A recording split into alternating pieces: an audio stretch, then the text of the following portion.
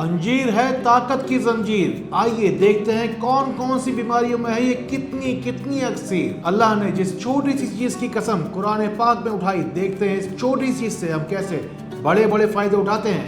میں ڈاکٹر فہد ارتانی، روشنی والا، آپ کا روحانی معالج، آپ کا روحانی استاد فرام RoshniCenter.com۔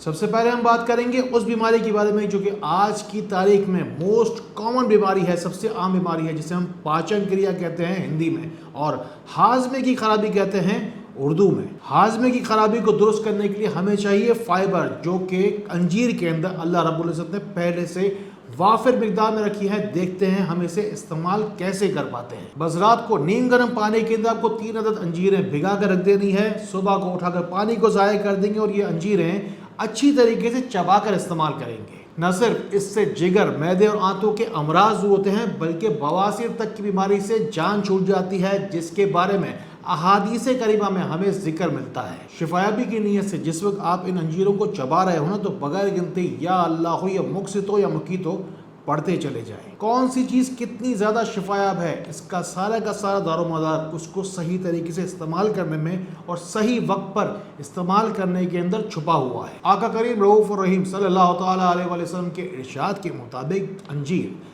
جنت کا پھل ہے۔ نہ صرف ہم انجیر کے ذریعے سے ہاضمے کے امراض کا علاج کر پائیں گے، بلکہ پائیں گے چہرے پر بے پناہ خوبصورتی، ہڈیوں، جوڑوں، پٹھوں کی بیماریوں کا علاج، اور شوگر، بلڈ پریشر اور امراض قلب کا علاج۔ تو پھر آئیے مزید سیکھتے ہیں کہ انجیر میں اللہ رب العزت نے آپ کے لیے کیا کیا رکھا ہے۔ آپ کو پتا ہے پوری دنیا کے اندر سب سے پہلے کاشت کی جانے والی سب سے پہلی غذا ہے انجیر۔ سب سے پہلے اسے اردن یعنی کہ جارڈن میں 11,500 سال پہلے کاشت کیا گیا۔ انجیر کی شفایابی کی داستان کتنی پرانی ہے، اس بات کا اندازہ اب اس بات سے لگائیے کہ نہ صرف بائبل بلکہ آیورویدا کی کتابوں میں، بلکہ بدھزم کی پرانی ترین کتابوں میں اس کا ذکر ملتا ہے، بلکہ قدیم یونان میں اسے مقدس پھل کے طور پر شفایابی کے لیے استعمال کیا جاتا تھا۔ اور جو لوگ سدا جوان رہنا چاہتے ہیں، اپنی بڑھتی ہوئی عمر کے اثرات چہرے پر نہیں دیکھنا چاہتے ہیں، انہیں چاہیے کہ انجیر کے اندر موجود اینٹی آکسیڈنٹ سے فائدہ اٹھائیں۔ آپ کو چاہیے کہ تھوڑے سے دودھ کے اندر 3 سے 5 انجیریں شامل کر دیجیے، اسے چولہے پر رکھ دیجیے، ہلکی آنچ پر پکائیں، ساتھ ہی ساتھ تھوڑا سا پانی بھی شامل کر لیجیے۔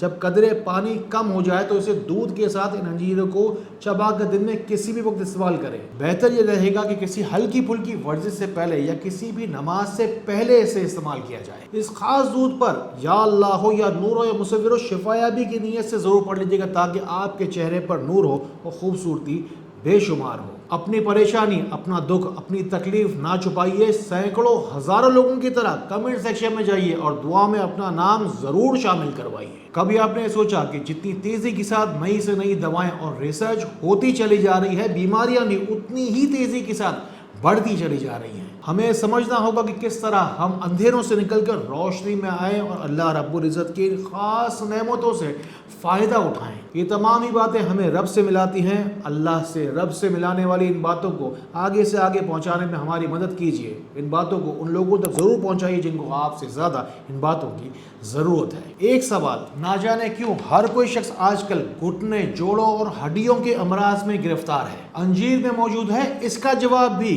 کیلشیم، میگنیشیم، فاسفورس اور زنک کی صورت میں۔ انجیر میں موجود اس توانائی کو حاصل کرنے کے لیے اور ایکٹیویٹ کرنے کا طریقہ نوٹ کیجیے۔ بس آپ کو 21 عدد انجیریں لینی ہے، اسے شہد میں ڈبا کر رکھ دینا ہے۔ جب شہد ان خشک انجیروں میں جذب ہو جائے تو سمجھ لیجیے کہ آپ کی دوا تیار ہے۔ بس آپ کو یہ کرنا ہے کہ روزانہ شہد میں سے یہ انجیر نکال کے آپ کو کسی بھی کھانے کے بعد لے لینی ہے۔ 21 دن کے بعد انجیریں ختم اور آپ کی بیماری بھی ختم۔ شفایابی کی نیت سے یا اللہ ہو یا حی ہو یا حکیم 100 مرتبہ ضرور پڑھ لیجئے گا۔ آپ کو پتا ہے ہمارا حال کیوں خراب ہے؟ اللہ تعالیٰ کی نعمتوں سے، رحمتوں سے ہم فائدہ نہیں اٹھاتے ہیں، جو باتیں ہمیں احادیث کریمہ اور قرآن پاک کی تعلیمات کے ذریعے ملتی ہیں۔ ویسے ہی جب روحانی امراض سے نجات کی بات ہوتی ہے تو ہم اللہ تعالیٰ کی طرف دیکھنے کی بجائے نقلی عاملوں، باباؤں کے چکر میں پڑ جاتے ہیں۔ اپنے روحانی امراض ہمیں بتائیے، اندھیروں سے نکلیے اور روشنی میں آئیے۔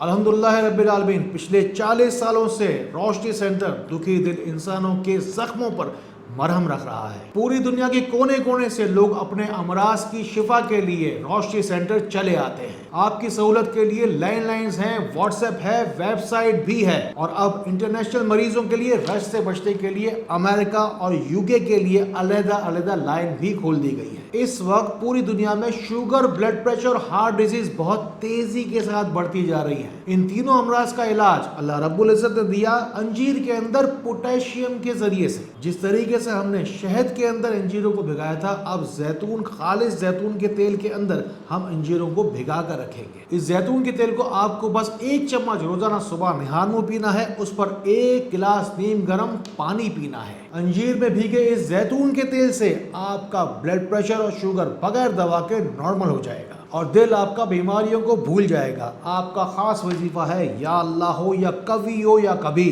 बस अल्लाह रब्बुल इज्जत ने मुझे जो कुछ भी दिया मैंने आपको दिया। सब्सक्राइब करने के लिए आज तक कभी किसी से नहीं कहा और कभी भी नहीं कहूँगा। बस अल्लाह रब्बुल इज्जत इसी तरह खैर वाली, करम वाली, फजल वाली बातें हमें एक दूसरे तक पहुँचाने वाला बनाए। अल्लाह ताला हमें एक दूसरे के लिए फ़ायदे का बाइस बनाए।